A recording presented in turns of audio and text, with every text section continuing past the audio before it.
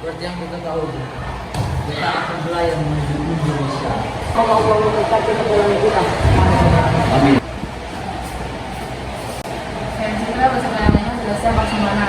Semoga masyarakat Jawa menerima kedatangan kita dengan senang hati dan ikhlas.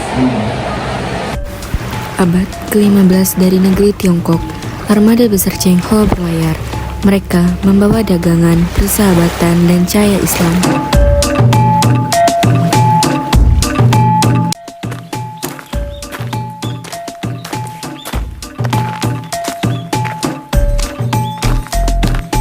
Selamat datang di tanah Jawa, Laksmana. Negeri kami terbuka untuk sahabat dari jauh. Terima kasih Raden Arya. Kami datang dengan niat damai untuk berdagang dan menjalin persaudaraan. Coba lihatlah mereka yang bersikap begitu sopan. Tidak seperti pedagang asing lain yang sering bersikap angkuh. Iya, dan lihat hadiah yang mereka bawa. Sepertinya lebih dari sekadar dagangan biasa. Di saat siang hari, seluruh tokoh sedang duduk di pendopo. Mereka untuk membahas kedatangan tokoh Tiongkok. Raden Arya, kami tahu Jawa memiliki budaya besar dan luhur. Kami tidak ingin mengganggu, melainkan belajar sekaligus berbagi. Selain berdagang, kami membawa ajaran Islam. Ajaran ini mengajarkan keadilan, persaudaraan, dan kasih sayang antar sesama. 1. Tapi adat kami sudah turun-menurun. Bagaimana jika ajaran baru ini membuat rakyat lupa pada warisan leluhur?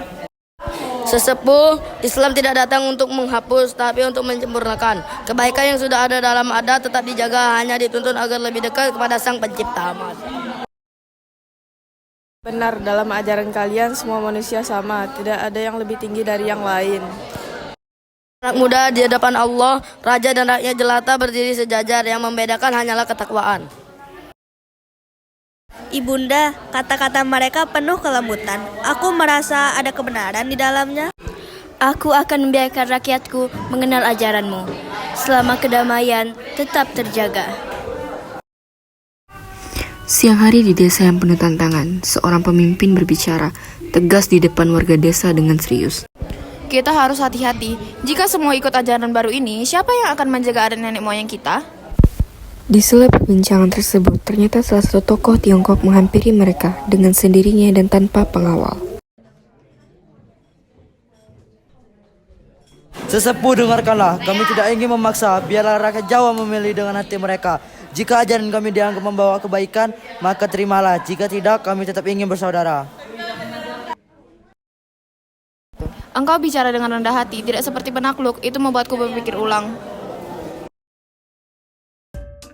Setelah perbincangan yang penuh tantangan dan para tokoh Tiongkok yang berjuang keras untuk menyebar agama Islam melalui perdagangan dan persahabatan, akhirnya masyarakat Jawa pun menerima bawaan mereka. Dan pada akhirnya, masyarakat Jawa bersama-sama membangun masjid pertama mereka di Jawa. Di negeri kami, masjid menjadi tempat bukan hanya untuk ibadah, tapi juga berkumpul, belajar, dan saling membantu. Aku merasakan semangat yang sama di sini, seolah kita sedang membangun rumah bersama, bukan hanya sebuah bangunan.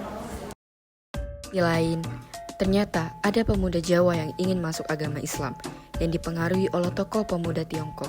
Dengan hati yang penuh ikhlas, pemuda Tiongkok itu pun mengajari pemuda Jawa berwudu dan membaca 2 kalimat syahadat. Air ini menyegarkan, seperti membersihkan bukan hanya tubuh, tapi juga hati. Betul Jaya, wudhu adalah cara menyucikan diri sebelum menghadap Allah. Setelah mengajari wudu, pemuda Tiongkok tersebut menuntun pemuda Jawa untuk mengucapkan kalimat syahadat dengan lantang.